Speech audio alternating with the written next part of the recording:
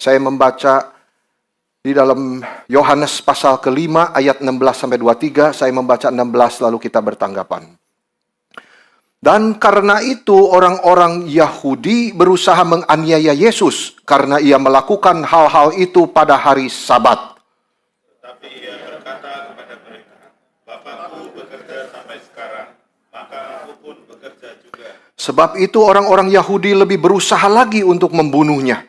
Bukan saja karena ia meniadakan hari Sabat, tetapi juga karena ia mengatakan bahwa Allah adalah Bapanya sendiri, dan dengan demikian menyamakan dirinya dengan Allah. Maka Yesus menjawab mereka, katanya, Aku berkata kepadamu, sesungguhnya anak tidak dapat mengerjakan sesuatu dari dirinya sendiri, melainkan Bapa mengerjakannya. Sebab apa yang dikerjakan Bapa, itu juga yang dikerjakan anak. Sebab Bapa mengasihi anak dan ia menunjukkan kepadanya segala sesuatu yang dikerjakannya sendiri. Bahkan ia akan menunjukkan kepadanya pekerjaan-pekerjaan yang lebih besar lagi daripada pekerjaan-pekerjaan itu, sehingga kamu menjadi heran. Sebab sama seperti Bapa membangkitkan orang-orang mati dan menghidupkannya, demikian juga anak menghidupkan barang siapa yang dikehendakinya. Bapa tidak menghakimi siapapun, melainkan telah menyerahkan penghakiman itu seluruhnya kepada anak. Supaya semua orang menghormati anak sama seperti mereka menghormati Bapa. Barang siapa tidak menghormati anak, ia juga tidak menghormati Bapa yang mengutus dia. Ayat-ayat yang baru saja kita baca ini berisi salah satu bagian yang paling mendalam dan paling serius di dalam keempat Injil. Saudara-saudara, ada dua hal di sini pembahasan kita. Yang pertama dibuka dengan persoalan Yesus melakukan pekerjaan di hari Sabat. Dan kedua, persoalan yang akan kita bahas, saudara-saudara, adalah jawaban Yesus kepada orang-orang Yahudi yang menuduh dia. Ya, dengan menyaksikan kebenaran tentang pribadinya sendiri, bahwa Yesus dengan Bapa itu setara. Jadi dua hal ini akan kita bahas pada pagi hari ini. Di dalam bagian yang kita baca ini, saudara, Yesus menjawab orang-orang Yahudi yang menuduh dia melanggar hari Sabat. Ya, dan kita juga diberitahu Tuhan kita menjawab orang-orang Yahudi dengan menyatakan pribadinya sendiri yang sama dengan Bapa. Wah, itu berarti bagi orang Yahudi, saudara, suatu hujatan yang besar sekali. Itu sebabnya kita mau mengerti bagian ini. Saya mengajak kita merenungkan kedua hal ini, saudara. Yang pertama, kitab suci memberitahu kita ada pekerjaan tertentu yang boleh dilakukan pada hari Sabat. Kita sudah membaca, Yesus juga bekerja di hari Sabat.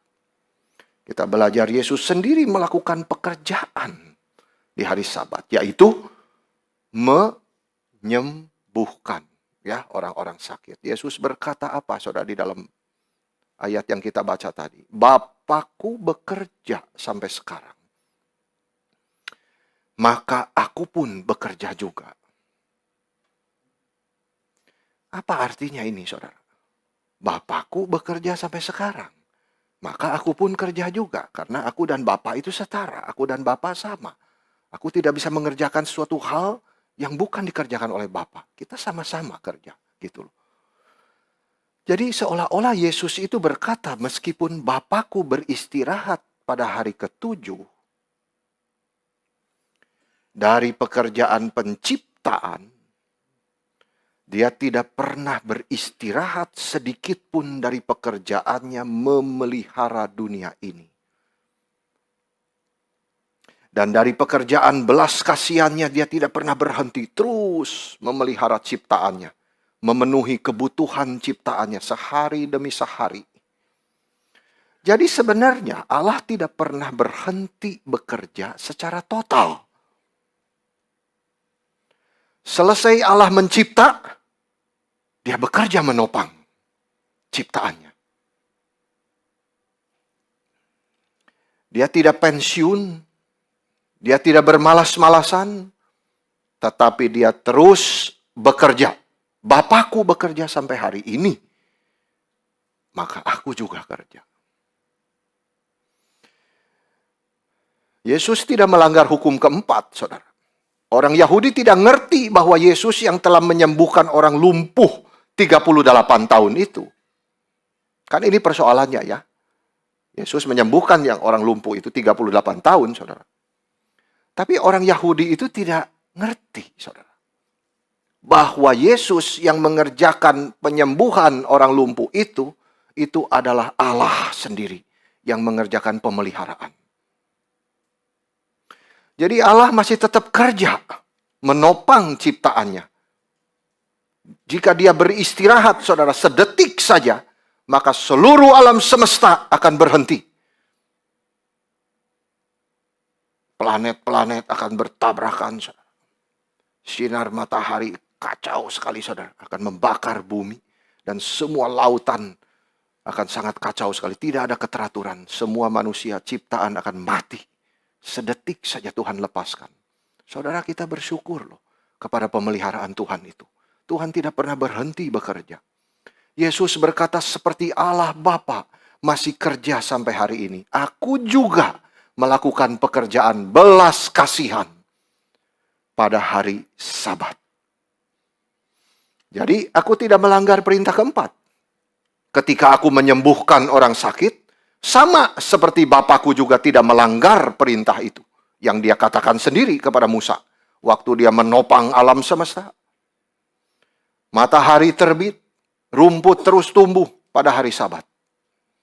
Seperti Bapa memelihara ciptaannya, Yesus juga menyembuhkan pada hari Sabat. Pekerjaan pemeliharaan, pekerjaan belas kasihan, pekerjaan penopangan, saudara. Yesus tidak melanggar perintah keempat. Hukum keempat itu memerintahkan kita apa, saudara? Ingat dan kuduskan hari Sabat. Berarti kita diminta merayakan hari Sabat. Iya, saudara, memang kita harus merayakan. Tetapi ada firman di dalam Yesaya 1 ayat 13. Apa bunyinya, saudara? Aku benci perayaan Sabatmu. Bagaimana ini, saudara? Satu diperintahkan merayakan Sabat. Satu lagi Tuhan berkata melalui Yesaya, aku benci perayaan Sabatmu. Saudara-saudara, bagaimana kita menyelaraskan ini, mengharmoniskan ini, saudara? Tuhan yang mengatakan harus rayakan, juga Tuhan yang berkata, aku benci perayaanmu. Berarti ada sesuatu yang salah, saudara. Di dalam pengertian orang Yahudi yang menuduh Yesus melanggar hari Sabat. Orang Farisi menuduh Yesus bersalah karena menyembuhkan orang sakit di hari Sabat, saudara. Sementara mereka sendiri, kalau sapinya jatuh, ditolong. Itu orang-orang yang menuduh Yesus.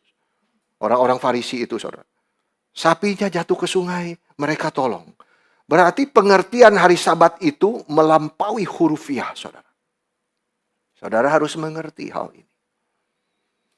Mereka hanya memelihara hari Sabat itu untuk harinya sendiri. For the sake of the day. Saudara-saudara. Tanpa mengerti makna yang sesungguhnya daripada Sabat itu. Maka Tuhan bilang, percuma kamu memelihara Sabat. Itu hanya formalisme. Saudara-saudara. Datang ke bait Allah dengan tangan yang kotor. Hati yang najis. Membawa persembahan. Tuhan tidak senang, saudara-saudara. Yesaya berkata, kamu jangan lagi membawa persembahanmu di hari Sabat. Kenapa, saudara? Karena persembahan itu tidak sungguh-sungguh. Perbuatan mereka jahat, saudara. Tanganmu penuh darah. Mereka tidak mengerti makna sesungguhnya daripada hari Sabat itu. Saudara, hukum keempat itu berkata apa? 6 hari kamu sudah bekerja. Ya, hari ke-7 harus engkau kuduskan. Jadi pada hari Sabat, saudara, Tuhan memberi kita itu satu hari yang kudus. Ya, namanya juga holiday. Ya, saudara, holiday. Ya, ada holy-nya kudus kan, betul nggak, saudara? Hari kudus. Itu luar biasa loh kekristenan itu. Itu hari yang kudus itu menjadi satu hari istirahat, saudara. itu hari yang Tuhan kasih kepada manusia untuk beristirahat. Gitu. Untuk kesehatan, saudara. Untuk mendapatkan kesegaran kembali. Jadi Sabat itu, saudara, sebetulnya satu prinsip kehidupan yang diberikan oleh Tuhan. Bukan soal harinya, saudara. Yang penting itu intinya adalah istirahatnya. Jadi Tuhan itu tahu, saudara, manusia itu perlu istirahat. Dia yang mengatur, saudara, istirahat itu. 1 hari di dalam seminggu. 6 hari kamu kerja, istirahat 1 hari. Nah, ini pengaturan dari Tuhan sendiri, saudara-saudara. Kalau tidak mau taat, maka konsekuensinya bisa menuju kematian. Saudara, karena apa? Karena artinya, saudara, manusia terus paksa dirinya kerja, saudara-saudara. Jerilalah terus, tidak pernah mau istirahat, saudara-saudara. Akhirnya kena stres, saudara. Udah kena stres, darah tinggi. Ya udah darah tinggi, anfal, saudara, serangan jantung. Ya toh, yang membawa bisa kematian fisik. Itu sudah dalilnya seperti itu. Jadi ini bukan soal boleh atau tidak kerja di hari Minggu, saudara. Rekreasi di hari Minggu boleh atau tidak, saudara. Itu bukan persoalannya. Tuhan tidak menjabarkan ini di dalam kitab suci, daftar yang panjang, saudara, apa yang boleh, apa yang tidak dikerjakan di hari Sabat. Itu Farisi, saudara, seperti itu. Itu bukan concernnya. Tetapi intinya ada di dalam kata istirahat. Itu, saudara. Dan istirahat itu terjadi justru pertama-tama di dalam jiwa kita. Di hati kita. Hati kita mendapat istirahat di dalam Tuhan. Mendapat ketenangan, mendapat kesegaran, mendapat sukacita yang baru. Kita percaya Tuhan atau tidak, saudara? Atau kita lebih percaya kepada dunia? Karena dengan bekerja saya bisa begini.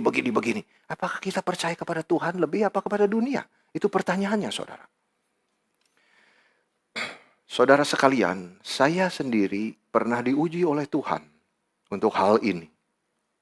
Untuk berhenti dari pekerjaan saya di hari Minggu. Tuhan ingin saya bergantung kepada Dia 100%. Saudara-saudara, waktu itu saya masih kerja di Singapura. Ya. Dan untuk melepaskan pekerjaan saya ini di hari Minggu itu tidak mudah, saudara, bagi saya. Karena apa, saudara? Karena justru income saya di hari itu paling besar. Ya.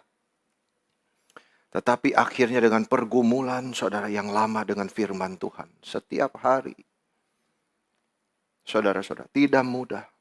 Dengan air mata, saya akhirnya taat. Akhirnya bertahun-tahun saya berikan seluruh minggu kepada Tuhan. Dari pagi sampai malam, saudara. Capek tubuhnya. Tetapi jiwanya penuh sejahtera. Damai dan sukacita, saudara-saudara. Sampai tidak sangka, akhirnya Tuhan minta seluruh hari saya berikan kepada Dia.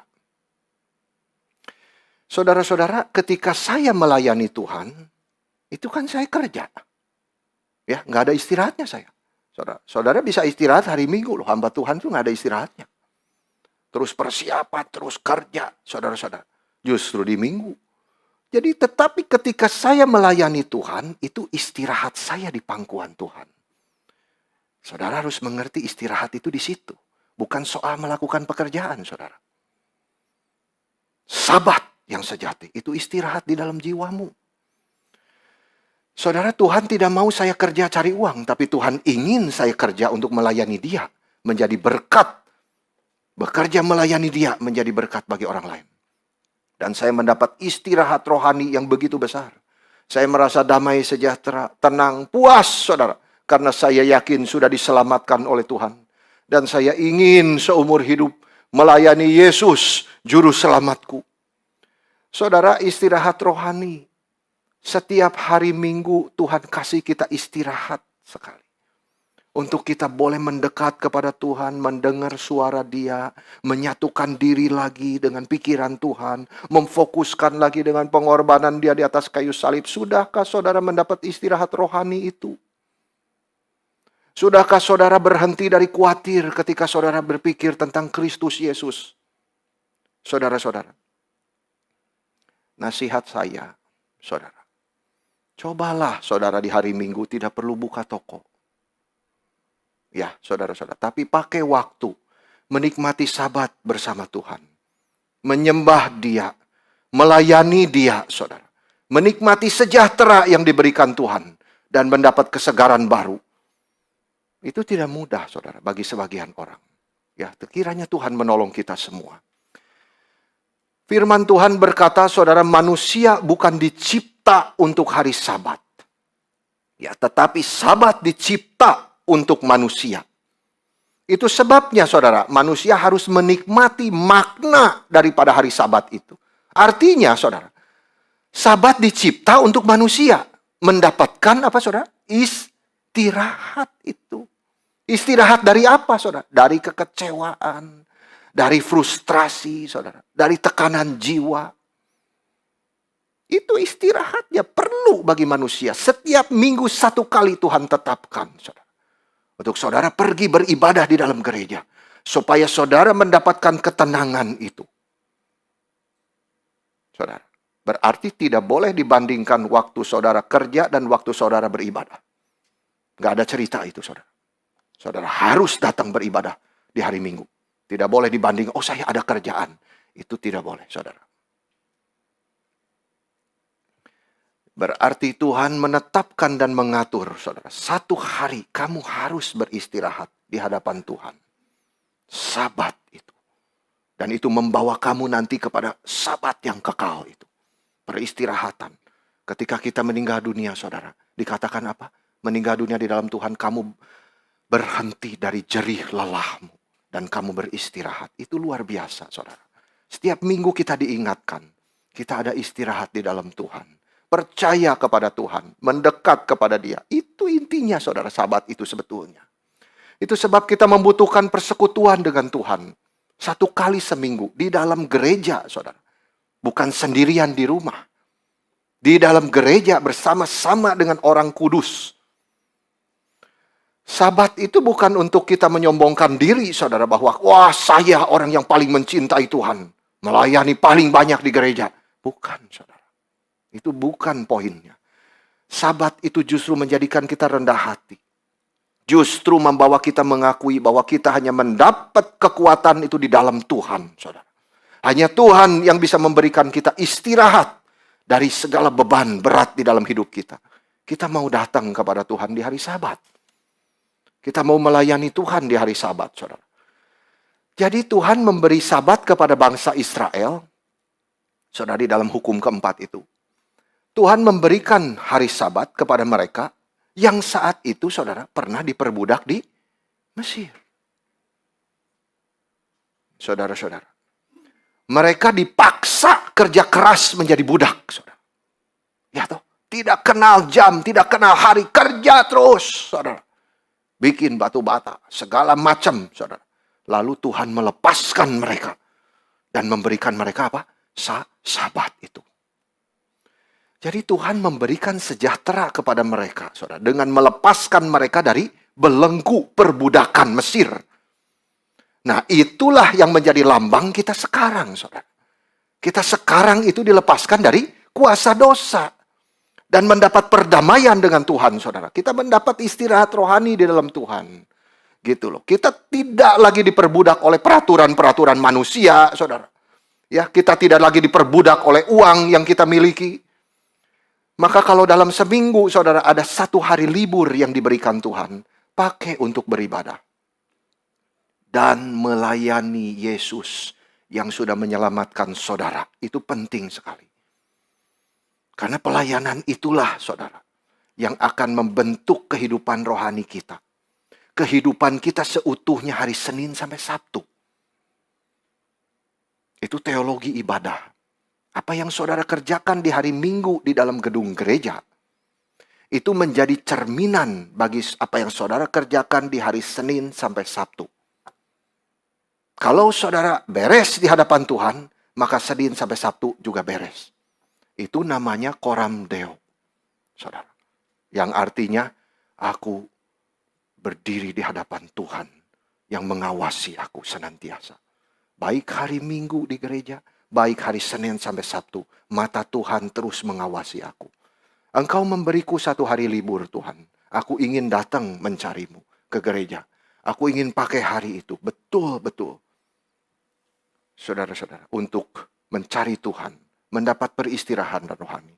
Itu sebabnya saudara, pakailah hari Sabat untuk melayani Tuhan. Jangan saudara berkata tidak ada waktu. Karena justru dalam waktu hari Sabat itulah saudara boleh mendapat kesegaran baru ketika melayani. Saudara boleh mendapat istirahat ketika melayani. Lalu kita jangan berkata, waduh, kalau begini nggak ada liburnya nih. Cilaka, kerja terus, sudah Senin sampai Sabtu. Minggu lagi saya mesti kerja lagi. Saudara, kita tidak melihat itu. Ya, pelayanan itu saudara, apa yang dikerjakan itu membawa istirahat justru di dalam rohani kita. Saudara-saudara. Istirahat itu bukan artinya berhenti total dari pekerjaan. Yesus berkata, Bapa bekerja sampai sekarang, aku juga. Jadi istirahat itu dilihat dari kedamaian dan kepuasan bersama dengan Tuhan. Apakah saudara mendapatkan itu? Atau saudara khawatir terus usahamu bakal bangkrut ketika kamu beribadah kepada Tuhan? Itu yang salah, saudara. Percayalah kepada Tuhan. Setiap minggu satu kali kamu dididik oleh Tuhan. Datang ke hadirat Tuhan. Mempercayakan segala kekhawatiran. Itu sebabnya Tuhan berkata, saudara, marilah kepadaku semua yang berbeban berat dan yang letih lesu. Aku akan memberimu kelegaan. Ini istirahat dari Tuhan sendiri.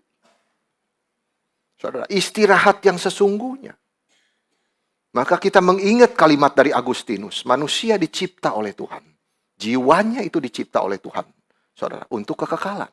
Jadi kalau sementara di dunia ini, saudara, orang tidak kembali kepada Tuhan, mendapat istirahat di dalam Tuhan, dia terus gelisah jiwanya. Jadi itu saudara-saudara, istirahat yang sesungguhnya hanya ada di dalam Kristus. Itu sebab kita datang ke hadapan Tuhan, mendapat damai sejahtera. Berarti di sini kita mendapat peristirahatan sejati yang diberikan oleh Tuhan. Kalau sudah mendapat kedamaian, saudara, dan kepuasan dari Tuhan, berarti kita tidak lagi cemas. Kita tidak lagi takut atau khawatir untuk hari depan. Kita serahkan Tuhan semua beban kita. Kita beristirahat karena menikmati penyertaan Tuhan. Saudara, itu Sabat. Jadi meskipun tubuhnya capek, saudara. Mungkin karena melayani capek ya saudara. Tapi jiwanya itu tenang. Mendapat istirahat bersama Tuhan. Saudara pernah tidak? Oh, saya sering, saudara. Hampir setiap hari seperti itu. Saudara, jiwanya itu tenang, sukacita karena dekat Tuhan. Saya tahu satu hari saya kembali kepada Dia. Saya sudah mengerjakan apa yang Dia mau. Saudara-saudara, dekat sama Tuhan. Percaya sama Dia. Mendapat peristirahatan. Jiwa kita tenang bersama Tuhan. Itu Sabat yang sejati. Sudahkah saudara merasakan itu di dalam jiwamu? Saudara-saudara. Akhirnya, saudara, kita akan banyak waktu diperlukan bicara soal Sabat ini. Ya saudara, banyak sekali saudara. Waktu-waktu yang kita butuhkan. Tetapi saudara, sekali lagi saya mengatakan, bukan soal, Pak, boleh tidak saya kerja di hari Minggu. Itu bukan soal pekerjaannya, saudara. Bukan ini tidak boleh, itu boleh, saudara. Bukan artinya, wah, saudara, setelah saya ngomong begini, setelah kebaktian saya bebas kerja, saudara, di hari Minggu, cari uang. Saudara harus hati-hati terhadap pemikiran semacam ini. Karena kita sudah diajar untuk menikmati sejahtera dari Tuhan di hari Sabat, saudara. Serahkan segala kekhawatiran dan engkau mendapat ketenangan hari depanmu. Jadi istirahat rohani itu intinya. Tuhan sudah memberi kita firman, saudara, setiap minggu. Bergumulah dengan Tuhan. Sama seperti saya dulu.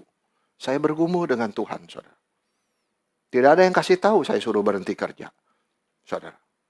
Tetapi saya bergumul sendiri dengan Tuhan.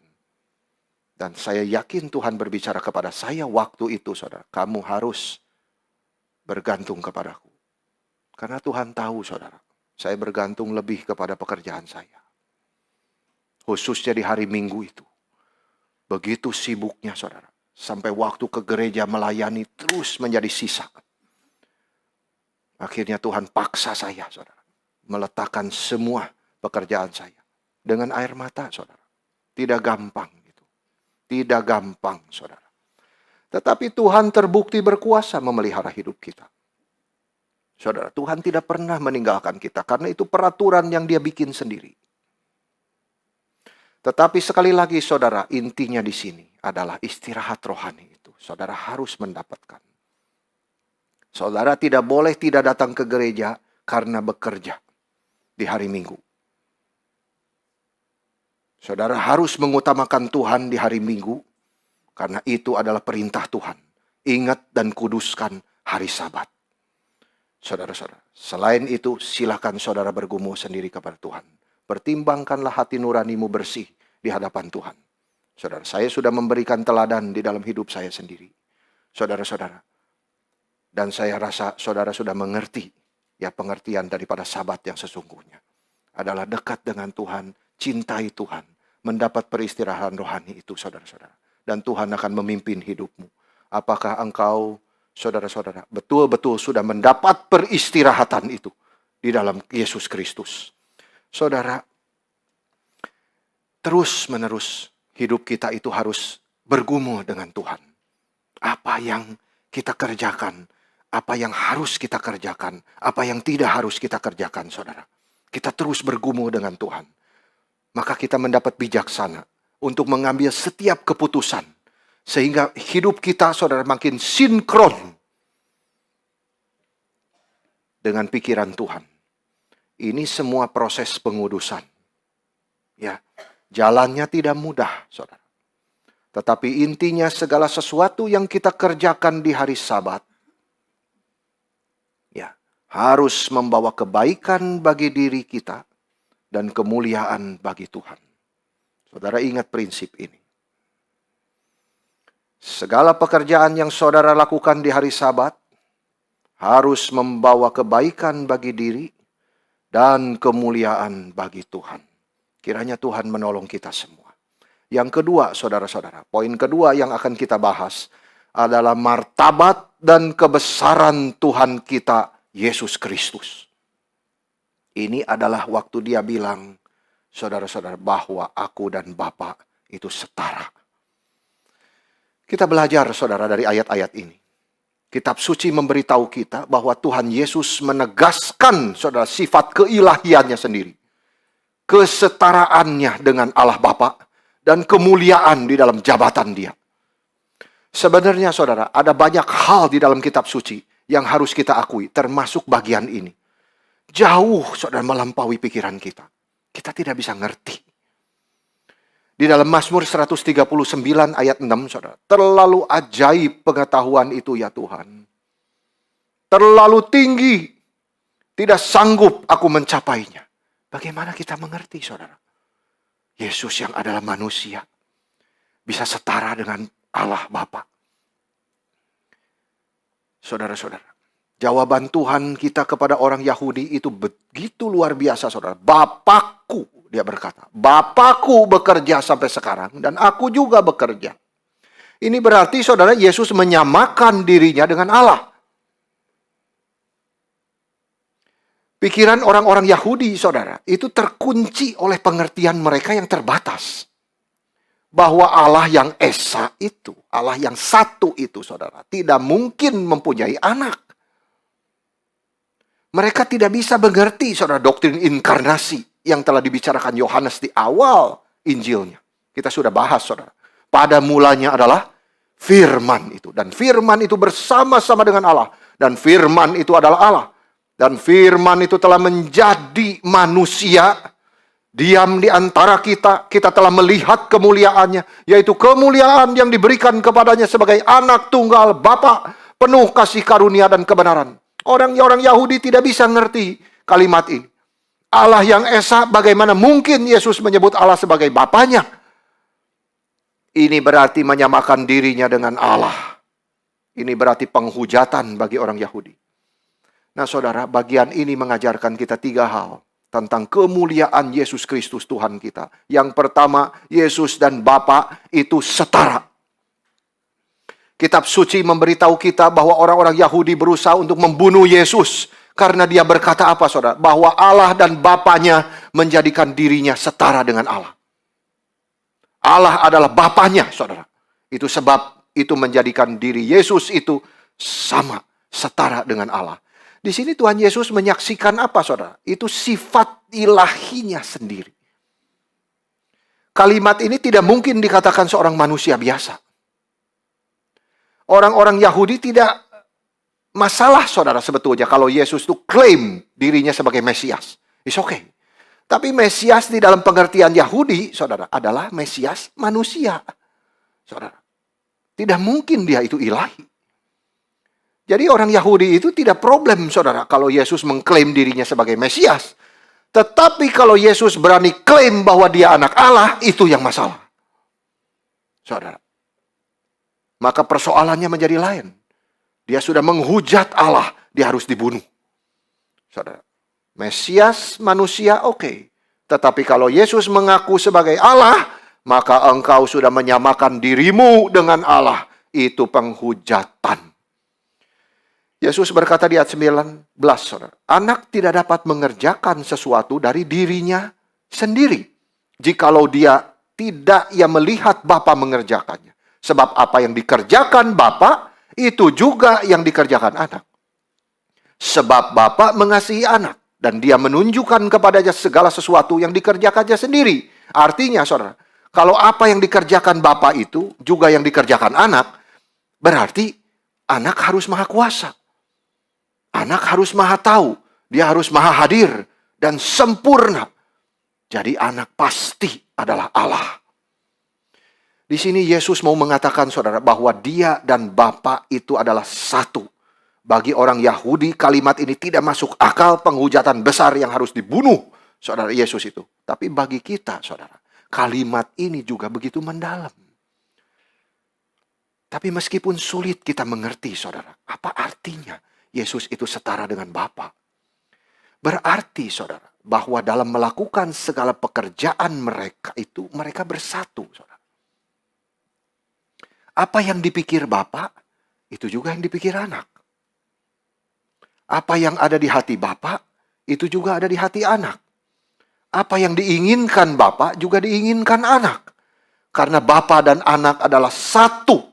Dua pribadi, tetapi satu Allah. Saudara-saudara, ini kebenaran yang berada di luar kemampuan manusia untuk bisa menjelaskannya, saudara. Sehingga orang-orang Kristen, kita semua, saudara, harus mengetahui bahwa kita harus rendah hati. Kita harus mengakui cukup bagi kita percaya apa yang diajarkan kitab suci. Dan sungguh-sungguh bersandar kepada kitab suci, saudara. Bahwa itu benar adanya. Yang kedua, Yesus juga mengatakan selanjutnya kuasa ilahinya sendiri untuk memberi kehidupan. Dia berkata, anak menghidupkan barang siapa yang dikehendakinya. Saudara, hidup itu anugerah yang tertinggi yang diterima manusia. Manusia dengan segala kepandaian dan kekayaannya tidak mungkin bisa menambah umur sedetik pun. Atau menghidupkan seseorang yang sudah mati. Saudara-saudara, anak menghidupkan siapa yang dia mau. Artinya di dalam Yesus itu ada hidup. Di dalam Wahyu 1 ayat 18 dikatakan di situ apa? Aku telah mati. Namun lihatlah aku hidup. Nah, saudara bayangkan ya. Ini Yesus Kristus yang mengatakan kalimat ini. Di Wahyu itu. Yang dilihat oleh Yohanes waktu itu, saudara. Wahyu 1:18. Aku telah mati. Itu menandakan betul-betul Kristus, saudara. Namun lihatlah aku hidup. Sampai selama-lamanya. Dan aku memegang segala kunci maut dan kerajaan maut. Waduh, luar biasa, saudara. Artinya apa? Yesus itu sudah pernah mati di atas kayu salib, saudara. Dia mengalirkan darahnya. Dia sungguh-sungguh mati dan dia dikuburkan, saudara. Tetapi dia mengalahkan kematian itu. Karena dia mengatakan sendirinya, aku hidup sampai selama-lamanya, saudara. Berarti di hari ketiga itu dia bangkit mengalahkan kematian. Siapa yang percaya Yesus tidak perlu takut mati. Saudara, apakah di antara saudara ada yang masih takut terhadap kematian? Mungkin kita takut kepada kematian fisik yang pertama. Ya, kita kadang divonis kanker, divonis apa, saudara-saudara. Aduh, berarti hidup saya tinggal sedikit. Saya takut menghadapi kematian. Itu wajar-wajar saja, saudara. Di dalam tubuh kita, yang kita tidak tahu apa yang akan kita hadapi nanti. Tetapi yakinlah, saudara. Kristus menyertaimu. Kristus yang telah berkata, aku telah mati dan aku telah bangkit. Itu yang harus kita terus fokus pikiran kita. Dia sudah bangkit mengalahkan kematian itu, saudara. Barang siapa yang percaya kepada dia, tidak akan mati selama-lamanya.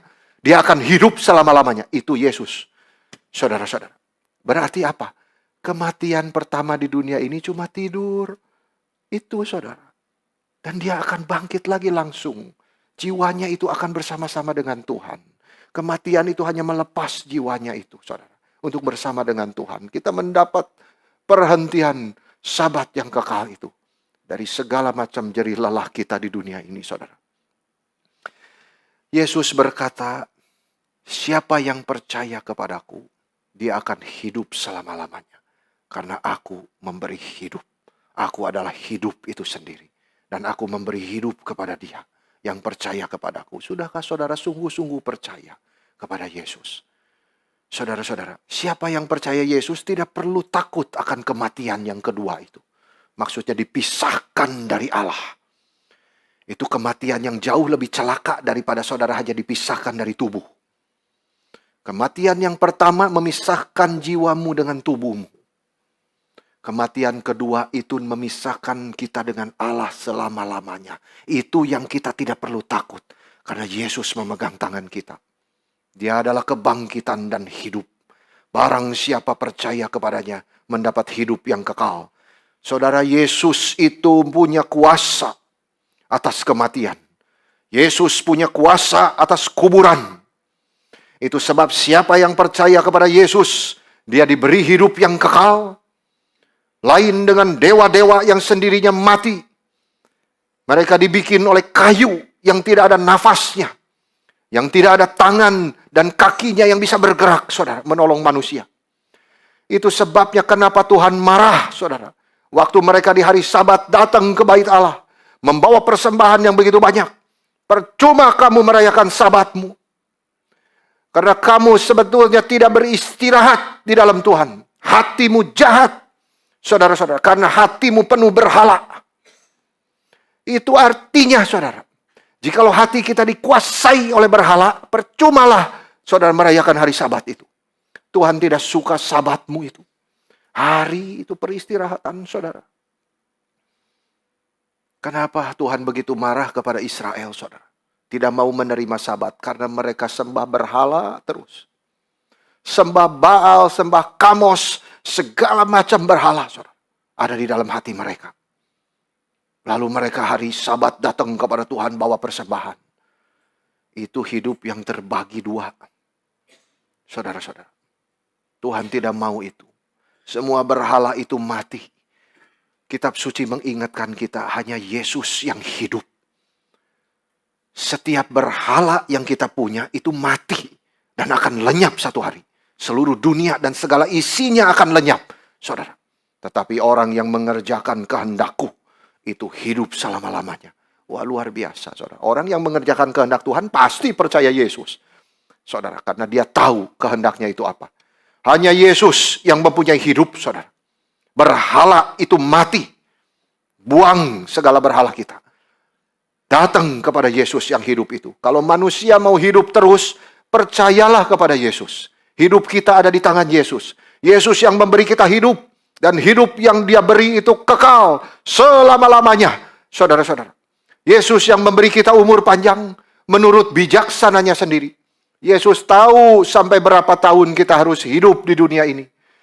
Dan Yesus tahu kapan kerjaan kita selesai mengerjakan kehendaknya. Kita harus pulang. Saudara-saudara, tetapi sudahkah kita sungguh percaya kepada Yesus? Yang darahnya itu dialirkan di kayu salib. Menebus dosa kita. Dan dia sudah dibangkitkan untuk pembenaran kita. Dia mengganti kita, saudara. Supaya kita tidak usah ke neraka. Biar dia yang mengalami keterpisahan dengan Bapaknya itu. Saudara-saudara, Yesus mempunyai hidup dan kuasa kebangkitan itu di tangannya. Dia telah mengalahkan kuasa kematian. Yang terakhir, saudara, Yesus menegaskan otoritasnya sendiri untuk menghakimi dunia. Dia berkata, Bapa telah menyerahkan penghakiman itu seluruhnya kepada anak. Waduh, saudara. Berarti Yesus yang kita percaya sekarang, itu adalah Yesus yang sama yang nanti akan datang kembali menjadi hakim. Tentu, saudara, kita tidak boleh hanya dikuasai oleh pemikiran, oh nanti Yesus datang menjadi hakim, saudara. Tapi kita juga harus mengingat Yesus pernah datang menjadi manusia. Kedatangan yang pertama itu sebagai bayi, saudara. Menjadi manusia. Tapi yang kedua itu menjadi hakim. Yesusnya sama. Saudara, pertanyaannya, saudara mau tidak memeluk dia sekarang sebagai juru selamat? Kalau tidak mau, saudara harus berhadapan dengan dia sebagai hakim. Itu yang cilaka, saudara. Bayangkan semua kuasa dan otoritas atas dunia dan semesta diserahkan ke tangan Yesus Kristus. Dia adalah raja dan hakim seluruh umat manusia. Di hadapan dia setiap lutut akan bertelut, setiap lidah akan mengaku bahwa dia adalah Tuhan. Saudara-saudara, dia yang pernah dihina, diolok-olok, ditolak oleh manusia, dikutuk dan disalibkan sebagai penjahat, satu hari akan menghakimi seluruh dunia. Dan penghakiman Tuhan itu, saudara, beda dengan pengadilan sekarang. Kita melihat pengadilan, saudara-saudara, bisa dipermainkan. Itu pengadilan manusia. Tetapi pengadilan Tuhan, Roma 2 ayat 16. Tuhan akan menghakimi segala sesuatu yang rahasia di dalam hati manusia melalui Yesus Kristus. Tidak ada di antara kita bisa sembunyi. Saudara, kalau kita mengerti ini ya, bagaimana dosa masa lalu kita itu sudah diampuni oleh Tuhan. Apa dosa yang tersembunyi di hati kita itu sudah diampuni oleh darah Yesus. Betapa besarnya anugerah Tuhan, saudara, bagi kita. Justru itulah yang harus mendorong kita itu melayani dia. Itu maksudnya, saudara-saudara. Ini semua dituliskan itu. Ini yang seharusnya membuat kita itu bersyukur kepada anugerah Tuhan yang begitu besar, saudara. Karena Tuhan sudah mengampuni dosa kita. Baik dosa masa lalu, dosa sekarang, dan dosa yang akan kita perbuat. Semua dosa kita sudah dipaku di atas kayu salib. Betapa besar belas kasihan Tuhan bagi kita yang percaya kepada Dia, saudara. Saudara-saudara, Tuhan akan menghakimi segala sesuatu yang rahasia di dalam hati manusia melalui Yesus Kristus. Kalimat ini harus membuat kita gentar dan tidak boleh hidup sembarangan. Kita tidak boleh hidup sembarangan, saudara, terhadap Yesus yang senantiasa mengawasi kita. Kita tidak mau seperti Farisi yang setelah mendengar firman daripada mulut Yesus ini, malah mereka membenci Yesus. Mereka ingin bunuh Yesus. Saudara, berarti kita harus berbahagia jikalau kita mendengar firman ini dan hidup kita mau mengalami perubahan menjadi lebih baik. Karena firman itu berkuasa merubah hidup kita. Makin dekat dengan Tuhan. Makin mencintai Tuhan. Saudara, sekali lagi. Tidak bosan-bosan saya mengatakan, saudara. Marilah hidup kita fokus kepada Yesus Kristus. Karena dialah, saudara, sumber hidup kita. Baik di dunia ini, baik di dunia sana. Kristus Yesus harus menjadi fokus kita. Injil dia. Kabar baik itu, saudara. Itu berarti hidup kita, saudara. Baik dimanapun kita ditempatkan Tuhan harus menjadi Injil yang terbuka. Saudara-saudara. Nah, itu tanggung jawab kita untuk menyatakan Kristus kepada setiap manusia yang Tuhan percayakan kepada kita. Injil itu. Hidup kita tidak pernah lepas dari itu, saudara. Mari kita hidup lebih fokus kepada Yesus. Tidak ada istilah, saudara, di dalam firman Tuhan itu, saya takut terlalu banyak pikiran kepada Kristus, nanti saya disebut fanatik. Ya saudara, nanti pikiran saya malah jadi bodoh. Ada orang berpikiran begitu loh saudara. Kamu itu baca Alkitab terus, jadi bodoh kamu. Ya, baca dong itu internet tuh. Saudara-saudara, coba. Saudara, saya mempertertawakan saudara kalimat seperti itu. Dia sama sekali tidak ngerti tulisan di dalam ini tuh hidup. Dan membawa kecerdasan kepada pikiran kita, saudara. Kelincahan di dalam otak kita. Saudara-saudara, itu sebabnya anak-anak kita diajar, dibacain firman Tuhan sejak dari kandungan dia. Saudara, supaya dia menjadi anak-anak yang ngerti, mendengar suara Tuhan itu. Tidak ada istilahnya saudara kita berpikir terlalu banyak tentang Kristus. Aduh takut, saya mesti banyak saudara pengetahuan yang lain. Saudara-saudara, yang terutama di dalam hidup kita, pikir, fokus kepada Kristus. Dan yang lain ditambahkan kepadamu. Mana mungkin saudara, orang yang baca firman Tuhan akan menjadi bodoh? Tidak saudara. Kita bukan artinya terus 24 jam baca firman, tidak pernah baca buku yang lain. Saudara, tidak usah mencari pengetahuan di tempat lain. Tidak saudara. Kita justru menjadi orang yang cerdas. Kita mengetahui dalam sini, waduh ada prinsip lain dibukakan oleh Tuhan. Kita ingin tahu, saudara-saudara, lautan yang dilihat oleh Daud, yang dilihat oleh pemazmur, kita teliti kedalaman laut, 11.000 meter. Ya manusia pernah nyelam ke dalam di Mariana Trench. Kita tahu bukit, gunung yang tertinggi. Kita tahu, saudara-saudara, ini semua mencerdaskan kita. Tidak mungkin orang Kristen makin bodoh, makin baca Alkitab. Saudara-saudara, itu salah belaka. Tidak ada yang namanya saudara makin kita hidup fokus kepada Kristus, kita makin menjadi orang yang kaku. Tidak saudara, Kristus membebaskan. Kristus melepaskan kita. Kristus menghidupkan, memberikan kesegaran saudara-saudara. Justru seluruh hidup kita fokus harus kepada Yesus. Dia yang satu dengan Bapa, juru selamat yang memberi kita hidup yang kekal. Dan yang satu hari akan kembali sebagai hakim. Yesus Kristus memang layak saudara menerima segala puji, hormat dan kemuliaan. Anak domba yang disembelih itu. Kita tidak akan pernah bisa terlalu meninggikan Kristus. Saudara jangan takut, waduh saya bisa terlalu memuliakan dia. Saudara betapapun kerja kita sampai mati banting tulang saudara. Kristus tidak tambah kemuliaannya. Karena kita memberikan, dia sudah mulia dari dirinya sendiri. Saudara, itu Tuhan sedang menguji kita. Kamu sudah diberi berkat, kamu mau tidak mengembalikan kepadaku. Itu saja saudara, berkat waktu, berkat kesehatan, tenaga. Saudara-saudara. Sabat itu, istirahat yang kekal, saudara. Yesus Kristus memang layak menerima segala kemuliaan. Dari ibadah kita di hari Minggu, kembalikan segala kemuliaan kepada Dia. Kita yang melayani Tuhan, kembalikan segala kemuliaan kepada Dia. Segala bakat, karunia, talenta dari Tuhan, kita wajib mengembalikan kepada Dia. Saudara yang diberikan karunia, kerjakan. Orang Kristen tidak mungkin tidak diberi karunia. Ya saudara-saudara, senyum juga karunia loh. Ada orang senyum itu, waduh, membuat hati kita itu betul-betul saudara ingin terus kembali. Ya melihat dia tersenyum. Ya saudara-saudara, ada orang begitu memang. Diberikan karunia satu oleh Tuhan. Pakailah karunia itu untuk melayani Tuhan. Saudara, itu. Ada orang karunianya menasehati. Pakai. Saudara, ada orang karunianya ya menegur. Pakailah dengan bijaksana, saudara. Semua karunia untuk membangun tubuh Kristus. Segala kemuliaan bagi Dia, saudara. Kita tidak akan pernah bisa terlalu meninggikan Kristus. Ingat, saudara. Dia sudah mulia dari dirinya sendiri.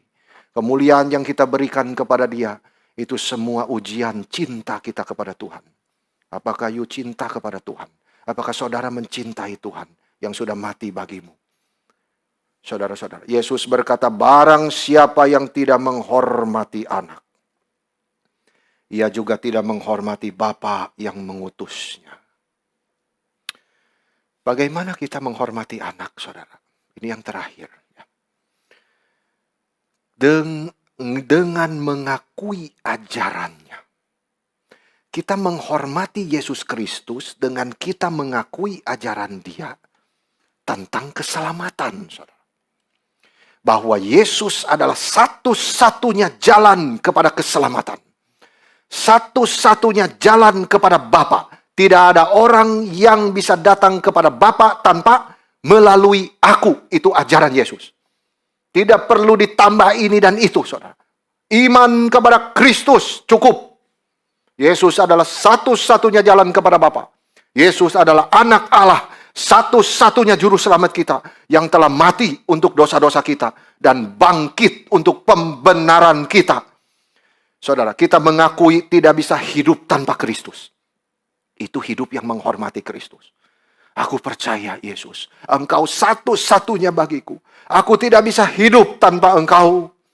Aku mau sungguh sandar kepadamu. Aku mau sungguh-sungguh mencintai firman-Mu. Membaca dengan rajin firman-Mu ya Tuhan. Karena Engkau satu-satunya jalan kepada Bapa. Itu hidup yang menghormati Kristus. Yang menghormati ajaran-ajaran Dia tentang keselamatan. Saudara tidak boleh lupa, buku ini adalah buku keselamatan.